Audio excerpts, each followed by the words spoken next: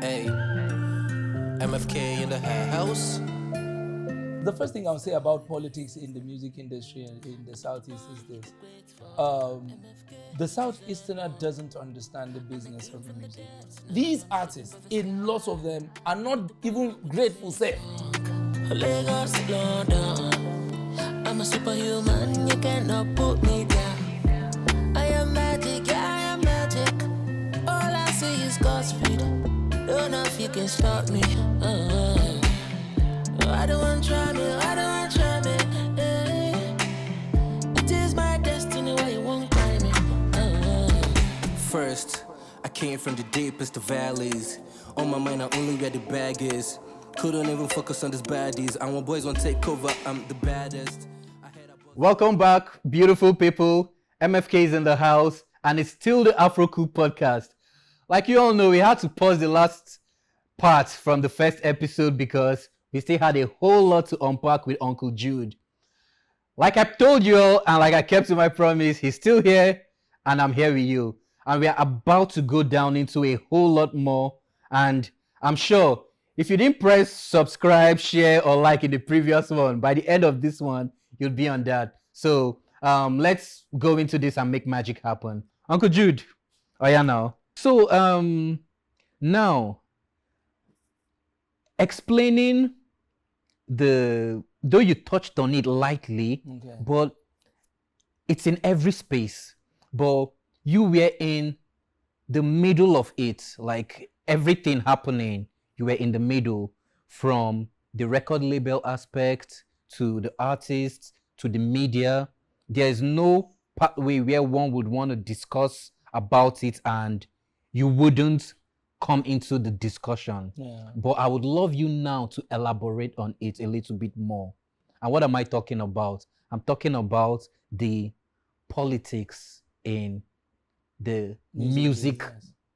in Eastern Nigeria.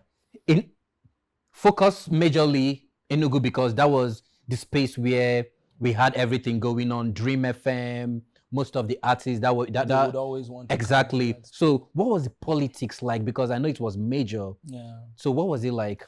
So I think, okay, so the first thing I'll say about politics in the music industry in the Southeast is this. The Southeasterner doesn't understand the business of music Up until date? up till today. Okay. The Southeasterner looks at music the same way he looks at his normal business in the market. Why? I've had friends who have record labels in Enugu, record labels in Owerri, record labels in Abia, and it's the same thing back to back. Cut across. All of them. It's the same story. Why? I sign an artist today, right? Mm-hmm. And then I tell the artist, I've spent 5 million. Must you do your voice like Because that? that is always the case, yeah. Like, I've spent 5 million Okay. on you and nothing is coming back to me. You understand? Mhm. That boy becomes the person's houseboy. Or they send them, go, this, I don't get my money. Make I put you At least they serve me. Now, that is one side of it. Mm-hmm. Owners don't understand that this business, you might spend 100 million, not make it back. And just that time that you want to spend the last 2 million, the money can start coming back. You get what I'm Yeah. trying to say? That is one. Owners do not understand what record label is, what management is, and what I want to help my brother is.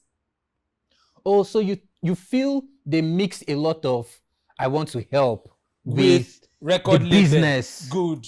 Okay. People will call me for a meeting. I'll sit down and he'll say to you, sorry. He'll say, you've been in this business for a very No, long please, time. please. I love the voice. So continue. He said, you've been in this business for a very long time. So I have 15 million. I want to spend it on this boy until he blow. I'm thinking about it. 15 million cannot even shoot a nice video for this kid. Meanwhile, this kid hears 15 million. He's signing his life to this man. And basically, this is a conversation that happens. It has happened so many times with me seated there. Somebody has, you have 15 million, go and buy land and do something with it. 15 million cannot do anything for an artist. I don't know if you get what I'm trying to say. Totally. Good. Now, they just section a certain amount of money that in their mind Is enough to make magic happen. Is enough to blow you. And they would give you examples. They will say, look at Wizkid. Banky W just have him how many years? He don't blow. You know, like they would call them ridiculous examples without understanding the stories that these guys have to go through and how much these guys have to spend for PR alone. Yeah. 15 million is not even okay for PR.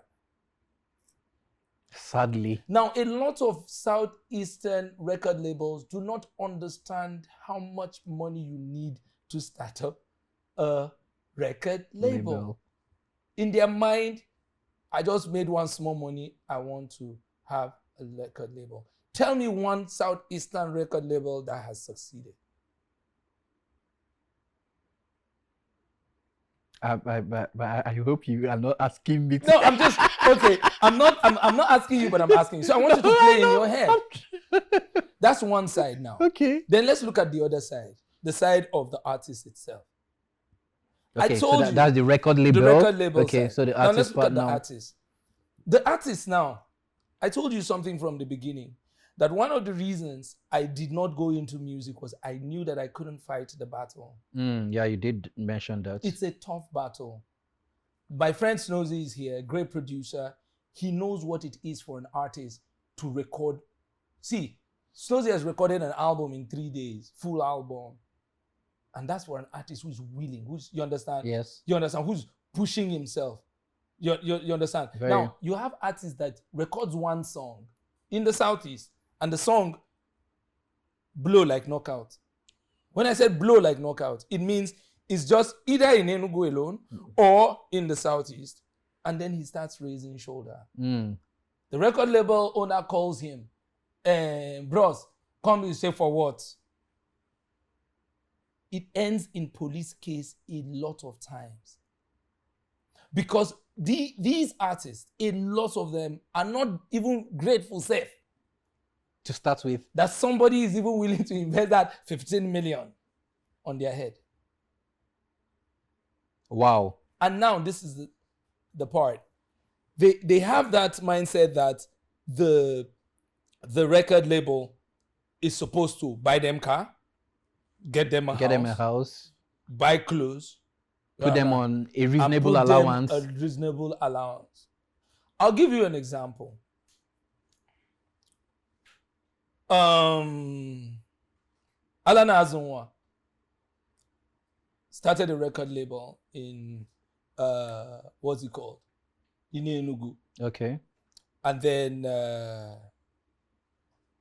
signed what's his name? Sim 19.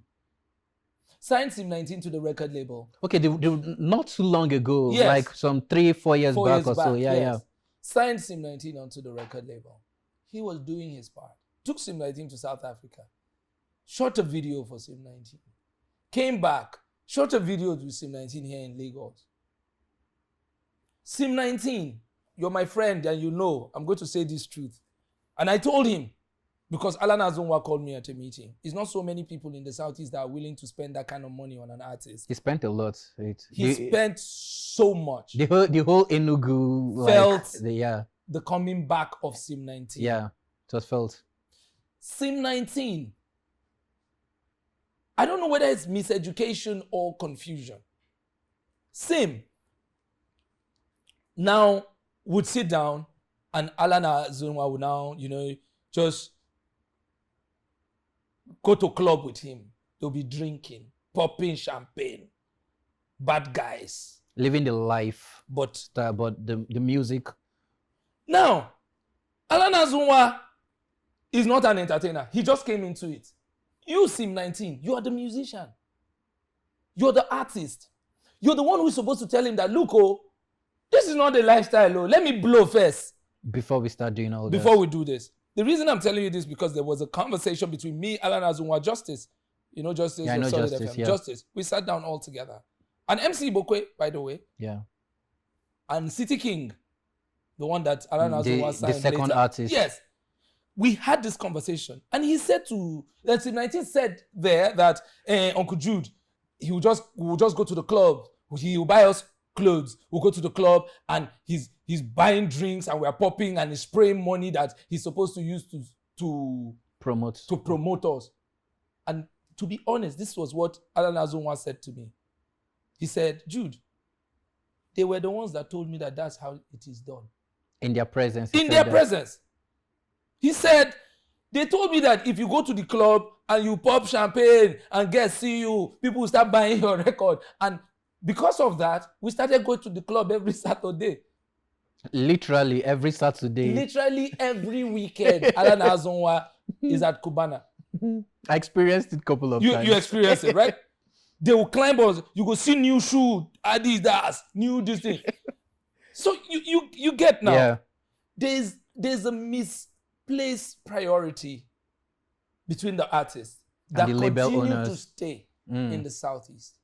Then let's look at the difference of the ones that decided to leave the Southeast. Okay. Look at Jerick. I'm using Jerick because it's new. Look at Fino, Runtown, Zorro, Flavor. You get? Yeah. See how successful they became when they left. Because when they came to Lagos, they saw that it's not to do one hit song and go and sleep. Back to back. You have to continually Back go to back back, yeah. So the music industry in the Southeast is not built because they are not ready for investment.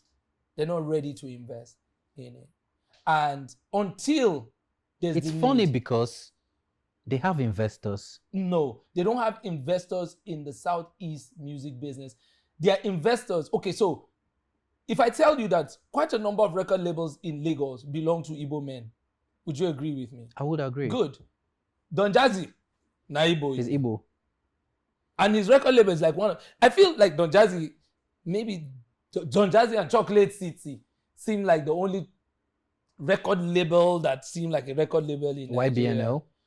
YBNL is not like a major record label. Why? Because YBNL is more like they manage artists and put them out there. Okay. So they don't like sign you for like keep a lengthy period. No. Olamide just supports artists. I think that's his calling actually. He builds you up and he puts you out there. And he does amazingly well with that. Then he can put management to carry over. Subsequently. But if you look at Don Jazzy can start grooming you from Pekin. They now have an academy. Yeah. Chocolate City, the same thing. They have an academy. True. That's where Tariq came out from most recently. That's their first academy Oh, artist. okay. But Don Jazzy has had them for way a bit. back. Now, when you look at all of these things, you realize that people in the Southeast have money, but they are not willing to invest in the music itself. Rather, they would come to a Lagos and meet a Don Jazzy and give him money, and Don Jazzy would look for like an artist for them. I'm thinking in my head. I don't know if that's a true thing, but that's just what probably I'm like thinking. an investment. Let me invest in this year. In your business. Yeah. But they don't want to sit down and do the work. Why it's very funny for me is because Igbos are seen to be like the go-to when it comes to business. No, but not that kind of business. I still don't understand why it doesn't translate to music business. Because for music business, you are throwing salt into the ocean. How do you pick it back? You can put 200 million on an artist and it not blow. Igbo man don't understand that language. How do you explain? It needs to bring the profit ASAP. You get the Igbo man's mentality of businesses. As I'm putting it, I want to get it in.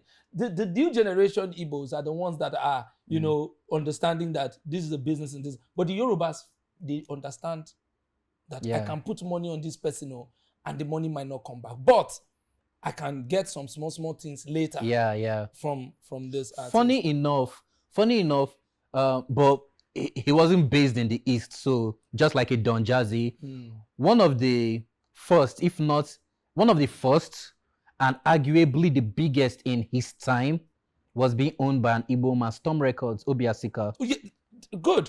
Now, when you look at Storm Records, where was it? Was in Lagos. And if you look at Storm Records, was he the only person there? No. No.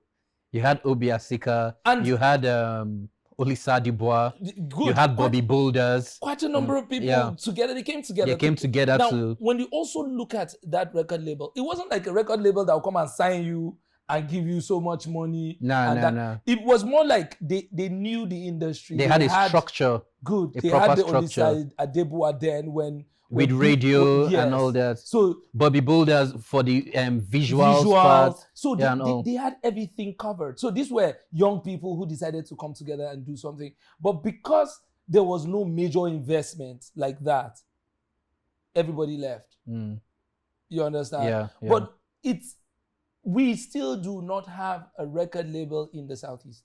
We don't have it. They're not ready to invest. Look at somebody like, I'll give you a good example. Big and Small. Okay, yeah. Big and Small tried to create record labels in Enugu. He go sign artists. As the artists don't make name like they, pum, he don't run leave Big and Small. The artist on his... He go leave. Big and Small no. He will go back again. Big and Small no, they like court case. Big Mm. and Small go gather another small children, bring them again. And so they don't like this. they go leave him. You get? Yeah. So, and that is heartbreaking. By the way, he has not stopped. He's still on it. As I'm talking to you right now, he's promoting one young boy. I said like Big and Small is like the only person I've seen in the Southeast who has tried. Every other person started and left. And there has been that consistency with him on the record label ish over the years. He gets a house and keeps them in there. He signed Lucy Q at some point. Yes. He had a house for them at New Haven. Lucy Q, what's his name? There were four of them. He signed them at the same time. The three guys. The three guys that sing and rap. And one of them just got married. Stunner. Yeah. I remember Stunner guy, and these other guys. They were together. He signed them, got a very nice apartment, put them inside. I think he even got a car and kept there for them. They were using. And Diddy was managing the record label there. Nah, man. No, the other DJ Diddy. Okay. Yes, DJ Diddy was managing the record label. But these boys, once anything happens, small quarrel, they don't pack. I know how many times Big and Small has called me to come and settle him and these boys. There was one of those days at New Haven, called me for a meeting. These boys were saying they wanted to leave the record label. Waiting, Seth. How much you don't spend? These boys are saying that. Big and Small, you they hear me. I'm telling you. I had to sit with them and explain to them what this guy was doing. And do you know if any of those guys who had those scenarios with him, if any of them left and blossomed into something bigger? To married people, and maybe they're doing their business now. The only person that seemed to be a bit more consistent is Lucy Q. Okay, yeah, the female rapper. Yeah, she still drops EPs and all of that. And she's really good. She is. She's really good. She's good. So those are, for me, that's just what we have there, as close as a record label. So I feel like it can be done. Okay. But there's got to be education between the artists label owners, artists, and record label owners. And I feel also family plays a major role, because sometimes the fights are family. They say mama saying she don't want to make you sign here. You know, the Alan Azunwa's record label, the same thing. The boy City King one time left the record label that his brother said he didn't want him to be there anymore. You know, if it's like that, I feel like before you sign any artist, the family should say, so that there should be a sit down with the family and whatever you're signing.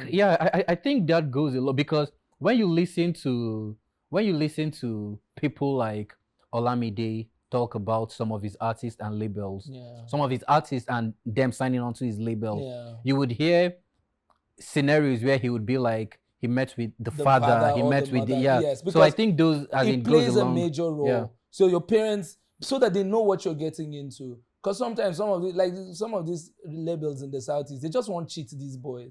And some of these boys then craze like them too. So once the just small popularity just enter, they go Craze, pack their jam, craze. you get, and they need to kill that mindset of Igbo where is it, because they bring it into the business. because they're saying Fino is not a king. Why is Fino the king? Why is Zoro the king? Why is Flavor the king? Nothing concern you who be king. Come chop your own where you feel chop. Go. Yeah. You get. Make the best of what you can. Take advantage of it. Basically that. So, and until that, and then another thing that the Southeast suffered was no television. Yeah, that's true. There was no TV. Yeah. So most I of think the it was time, just ESBS, NTA. and you can count the number of people that watch. Till very recently when Afia TV. And now we also coming have in. another one. Is also on I think it's on DSTV. Oh, It's okay. in Enugu as well. It's around New Haven. I've forgotten the name. Oh, okay. It's just Afia I know of majorly. Okay, no, these guys are new, but they deal a lot more in politics. Oh, okay. But Afia is a bit of more entertainment. It's lifestyle and everything. So I think it's just Afia TV. Basically. Okay. So do you think education comes into play? And when I say education, I don't necessarily mean I went to school, I did not go to school. I'm talking more in the line of educating the artist on what he or she is about going into. Something similar to what you have Godwin Tom doing with MBA for Africa. Do you think if things or projects like that are being brought up in the East to educate these artists in the music space, do you think it would solve some of these issues? Yes, it could, but I think Obi Asika at some point was on TEDx in Enugu. Oh, okay. Yes, okay. and he spoke about things like that. The problem is, will they come to listen? The people who need the education, they're not they go. Then they are fear 9. Guy, Interesting. The people that need to listen to that, don't usually go to listen to it. The artists themselves, they don't go. So I feel for me is record labels are the ones that can actually change this. If we have proper record labels, that if an artist is leaving, he knows I'm going to pay money. Okay. I'm going to pay back this money. Okay. Basically, Your like the legal side. Sign. Yes, your family will sign. Because it's not like they don't know. When they come to Lagos, they succumb. These same artists, when they come to Lagos, they sign stuff. And they calm down. Why are you doing it with your brothers? Because your brothers are doing it. Why? They're doing it as my brother. Okay. Emeka Namale come back house. Abi? Ingo village for Christmas. They come tell and say, MFK is a great musician. Right? You're from the same village. Nkanu, Abi? Oh, fine. Okay, bring him. Then bring you come. Emeka Namale looks and say, okay, 30 million. I will spend 30 million on your head, right? And everybody is excited. He's not signing. Why? Because he feels your family. You're not signing. Why? Because you feel Emeka Namale na my family. True. So at the end of the day, when things go south, tomorrow one song blow. You get, if one song come blow, Emeka Namale and you now will begin a quarrel on who get the originality of the song. You go say, when I do, I'm based on family. There are no paperwork to back up anything. So they need to start doing it. True. So in all these, you've mentioned a couple of artists you've worked with over the years, from the Ill Bliss to Fino, Runtown. You've mentioned a whole lot of them. I would like to ask, which of them would you say surprised you most to the heights they attained over the years? You knew most of these people when they were regular people in Enugu, and you know them now as amazing stars in Africa, in the world. Which of them would you say, this guy, I will not think same thing will reach Runtown? Really? Yeah. Why would you say that? All right. So when Runtown came out with his Cato University album, I can beat my chest and say this. You can ask DJ Guns. I can say that I was the only person in the whole of Enugu that played that whole album. Every time. I promoted that album. Was there a reason why others didn't play it? I don't know. You know, Runtown is more like a loner. He just keeps to himself a lot of times. Very true. You can't say he has friends and you can't say he has enemies. You understand? So he's just that guy. So when he came at me, he came with one headset and I said I wanted it. So he bought me a headset. Really nice. Oh, nice. Headset. Good looking out to him for that. But Ron Guns pushed me so hard. He said, please, so because I liked Runtown from 1980. Okay, yeah. I promoted that song very well. At that point, I said, okay, this guy's got so much. But when Ghetto University came out, it didn't have that push. And I just said, hey, God. Then Fino was already successful. Okay. Fino already had Ghost Mode. He already had some of his earliest top hits. He already had them. And they were under the same record label before he signed under Fino later on and everything. Now, the thing here is, at that point, I was praying for Runtown. One day I was sitting down, he sent me Successful, that he did a remake of the Fugees. Yeah. Yes. Yeah, that. And he sent it to me. I felt good, but I didn't think that the song was going to blow. Right? And we played it. It resonated a little bit. That was when he was with, I think, Dilly. Yeah, he signed on to Dilly. He had left Fino then. He signed on to Dilly. And I nothing really happened. Then one day, I heard Galado. Interesting. And I said, okay, he might catch up. He might catch up to the Finos and, Yeah. I think the biggest one was when he dropped Mad Over You. Yeah. So let me tell you why I said I was blown away by Runtown. A friend who's in the industry, Ehiz, sent me a video then. Ehiz went to New York, and on the wall frame of top superstars around the world, on the wall of a big a theater, and then there was a picture of Runtown in there. Interesting. He was excited. So for me, that I never thought that Runtown was going to get to that level of success, because for your first major album to not have this, that spark. Yes, 1980 was a massive track, right? True. And then the album dropped. The album was good, by the way. Don't get me wrong. I would advise anybody to go and listen to that album again. Ghetto University by Runtown. Please check that album out. It's still one of the best albums out there, but it didn't get the vibe, right, that people as at that time were looking for. Gravitate towards. So when Mad Over You came and he went viral, I think I was the happiest person. So it was Runtown, honest, and not because he had the lesser talent. He's one of the most talented. Yeah, true. He's one of the most talented, but because I don't know, how this industry works. So that was it for me. Interesting. Yeah, it was Runtown. So now, your time in Enugu, you reigned supreme. I tried. I tried. You reigned supreme. So I would ask, what were the things you would say Enugu taught you, the things you learned, the things you unlearned, and the things you relearned? So share with us. Majorly, Enugu taught me being modesty.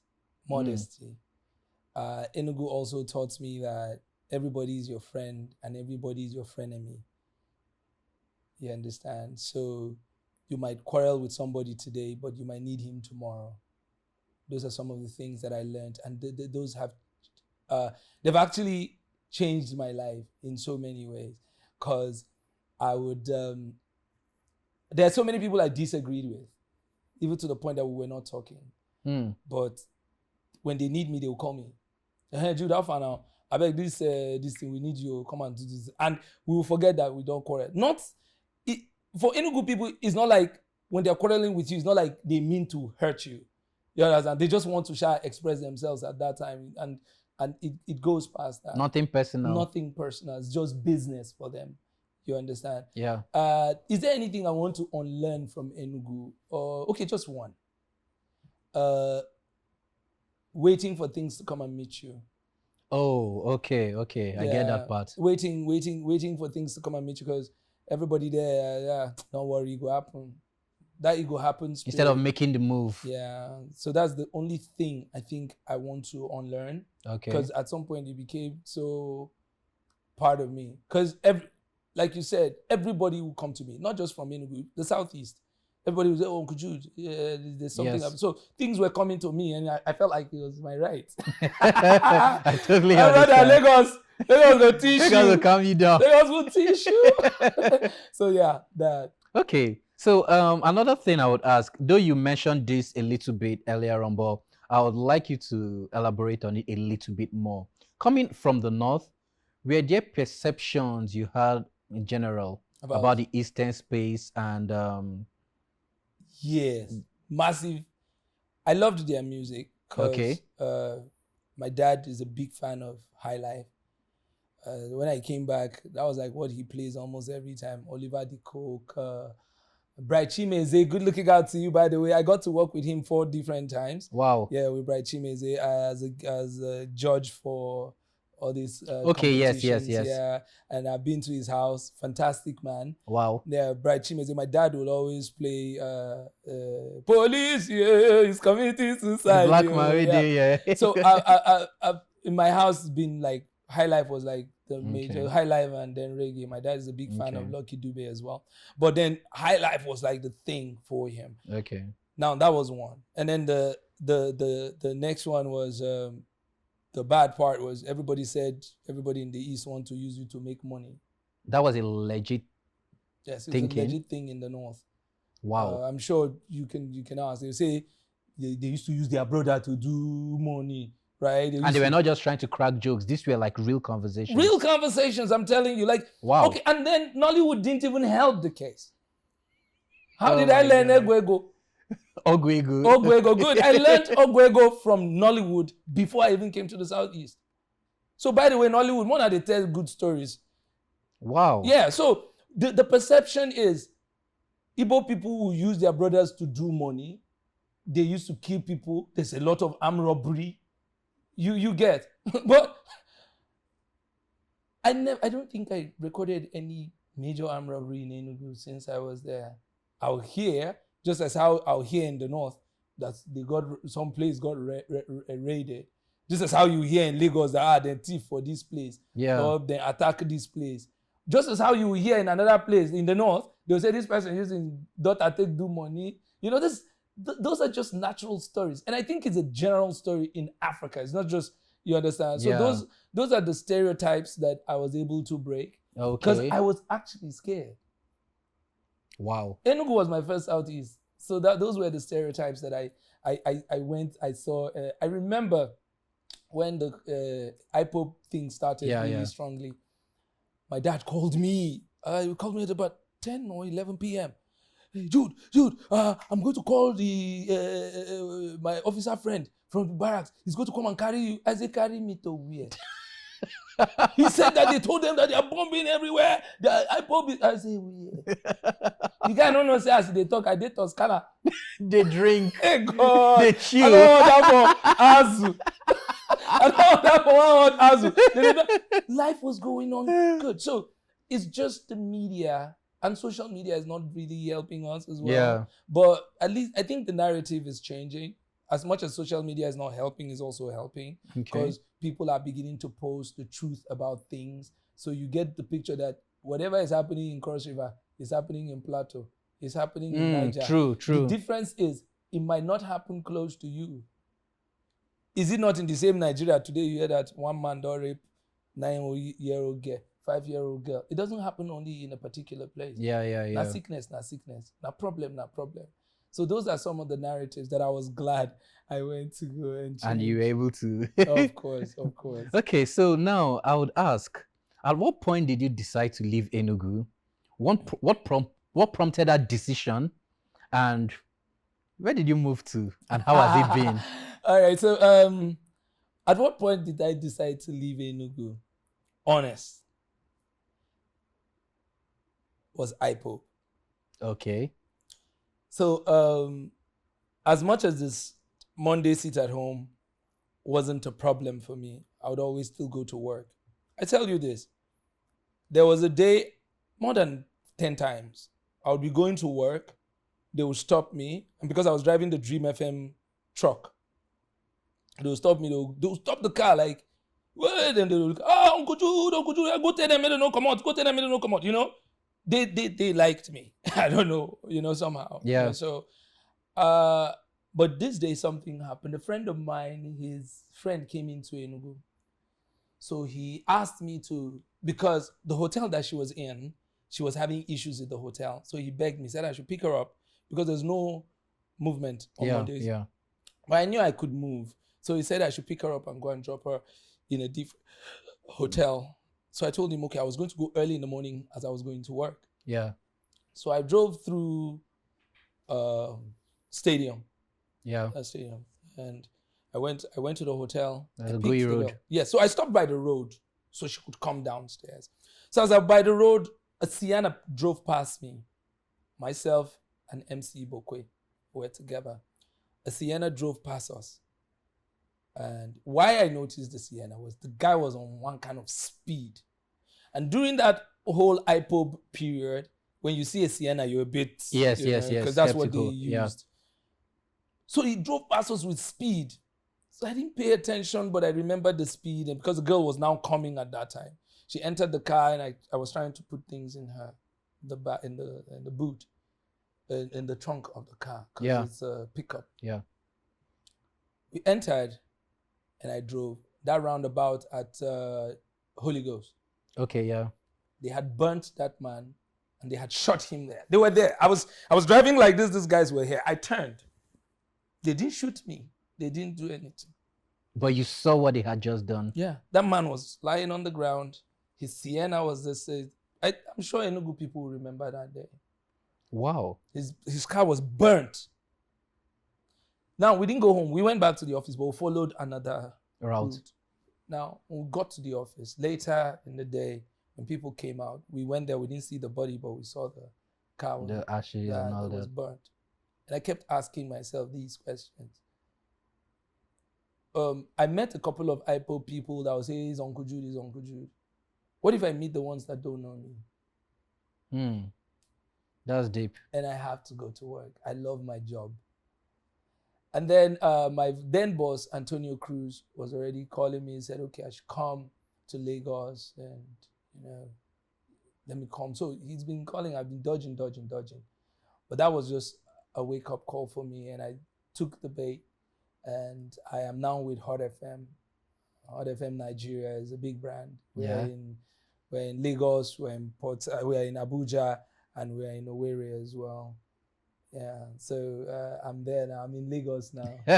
And I'm also in Enugu in spirit. In spirit. But I visit Enugu a lot. Okay. Yeah, you were in Enugu like 2 weeks ago. Yeah. I visit Enugu a lot. Enugu is home away from home. Yeah, I totally get that. As it's everything you just said now, trying to play, because most of when all these was happening, I was in Enugu, but at the same time, I was probably just upstairs and seeing it on my phone. Yeah. The pictures, they'll be like, hey, XYZ happened at XYZ location. Yeah. And all, but you saying you experienced it firsthand, I can imagine what it was like, pushing you to the point where you were like, I have to make that move. And plus, I'd stayed for 10 years. True. Yeah, True. And I said, okay, what else can I give? You understand? I've given my best. And my family had been in Lagos all the while. So it was just a good opportunity for me. Unfortunately, someone died to that. But I just hope that wherever he is and his family as well. But it was just time for me to go. Okay. Yeah. Okay. I would say being in Hot FM now, heading Hot FM now, head of station at all. How has the growth been like for you? Because yes, you were onto major things in Dream FM. You were a boss there, and coming into Hot FM, it was another level of being a boss because you weren't just you are not just heading Hot FM here. It's around the. It's a big brand, yeah. Like the question is Lagos a small pond? No. True. Lagos is like the ocean. You understand? Yes. You're not coming to Lagos to be a boss. You come to Lagos to work and hustle. Gone are the days where you would say, oh, this is the best radio presenter in the world. That's gone because there are like over 50 radio stations in Lagos alone. And one has a lot of presenter. So yes, so you can imagine the amount of yes, people on radio. So I just think for me coming to Lagos was not to be a boss, but to but you're a boss, so let's just put it out there. But I'm continue. keke. Now you the boss. You na keke. You know, it's an experience. This is the first time I'm doing radio in Lagos, and it's different from what I've done in Abuja. It's different from what I've done in Jos. Different from what I've done in Enugu. You understand? But I feel like Lagos is the Champions League of True. radio. Agreed. And if you can survive in Lagos, then you can say, okay, you can finally take a bow and say, okay, at least I tried. You see, I came, I saw, I did my best. Conquered. I did my best. Yeah. So I would now ask this. Now this tilting a little bit. You've worked with artists, you've worked with labels, you've worked with brands, all in different capacity. How do you mix it all up? And I would ask, going forward, brands, artists, labels who are interested in working with you, how do you think it's best for any of them to approach you? Because I'm very sure there are a whole lot of artists, a whole lot of labels, brands that are like, Uncle Jude, we go like work with them, but probably they've not finalized, or they are still thinking, maybe for artists, they are still thinking, how I want to use, navigate, reach them.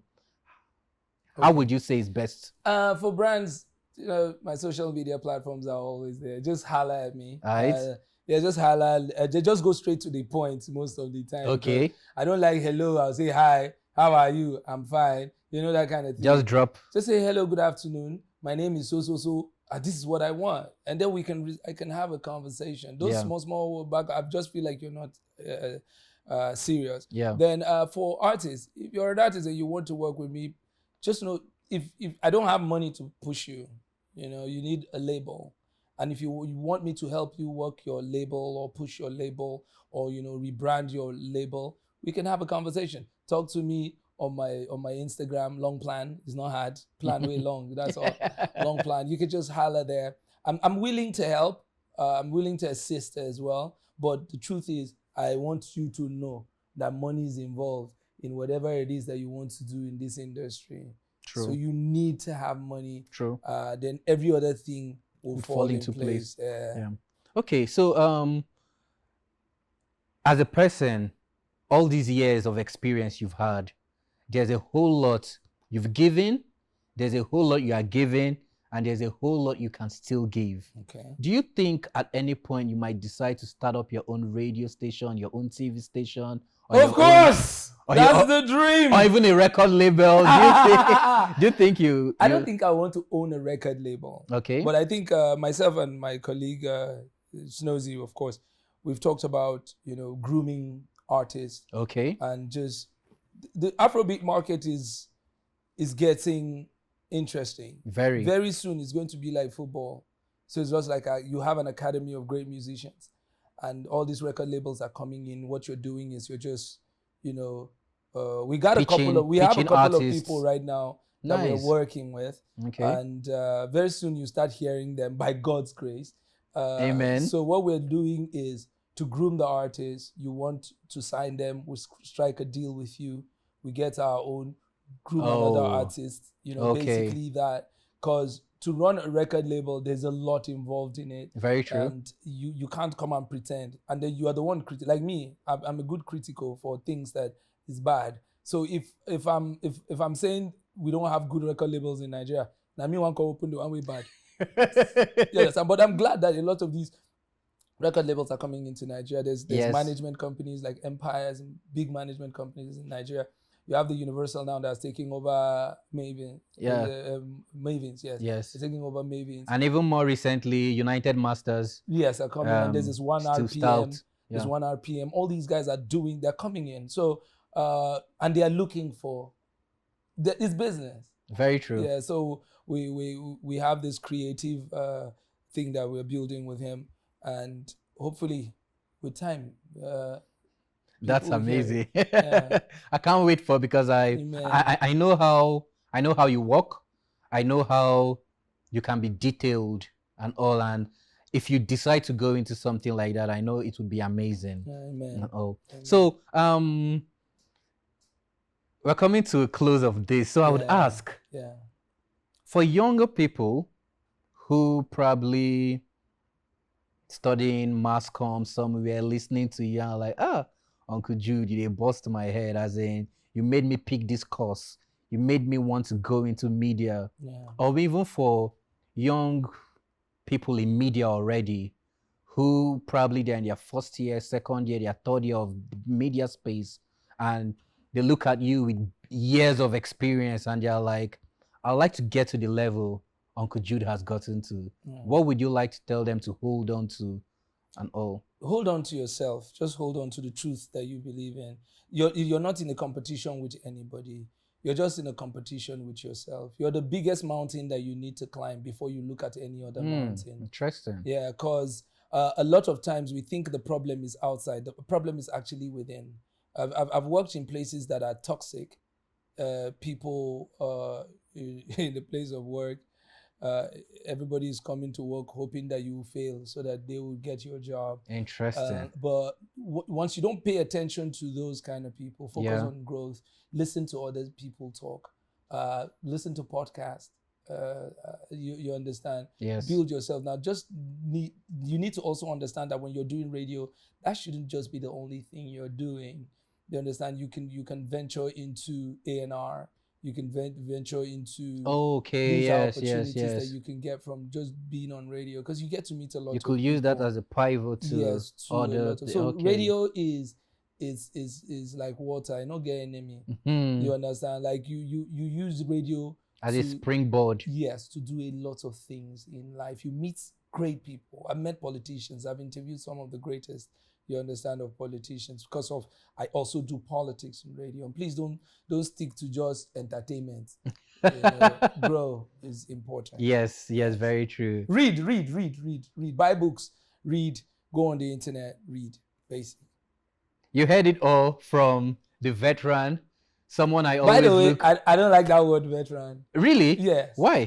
I feel like the minute you say I'm a veteran, I've stopped learning. Oh, okay, I can understand your thinking from that. Yes, I feel like when anybody I call a veteran should be dead. I'm sorry. Okay, now that's another level. I might be wrong, I know English will not permit me on that, right? But I just feel like if you've gotten to a point where you are like a veteran, you've been there, done that. That means you've done everything. It's behind you now. I haven't done anything. I don't start. Well, like you said, yeah, and like I can obviously see, as much as I saw it then, but for those watching, you can see how humble he is for him to tilt to that angle. But we totally respect you, respect all you've done. Thank you. And thank you. We are happy to be in this space with you, learning firsthand. And hopefully we'll achieve a whole lot more. This episode obviously was broken into 2 parts because of the length of knowledge and the volume of knowledge we had to learn. And finally, we are at the end of the 2 series podcast. And if you've come to this point with us, obviously, I know you've pressed subscribe. You don't blow. I know say you don't subscribe, but I appreciate you at home or on your phone, wherever you are listening to this, watching this. You are amazing, and expect more awesomeness like this going forward. Uncle Jude, thank you very much. Thank you You're so far much. too kind. And thank you so much to AFROCOOL podcast. AFROCOOL. 1-0. See, 1-0. 1-0. AFROCOOL podcast. Yes. Just hit that subscribe button. Yes. AFROCOOL podcast. And lastly, we have Daba Studios. You can see this here. Daba Studios, they own this setup we use, the amazing screen behind, the lights, the sets, everything. And just like as I'm doing this here, just like how English hard, but just the way what they do I'm here, you say feel run just call the number on your screen and you can make use of this space for a little token. So thank you, and till next time. I don't want to try me, It is my destiny why you won't cry me. Came from the deepest of valleys. On my mind, I only where the bag is. Couldn't even focus on these baddies. I want boys won't take over, I'm the baddest.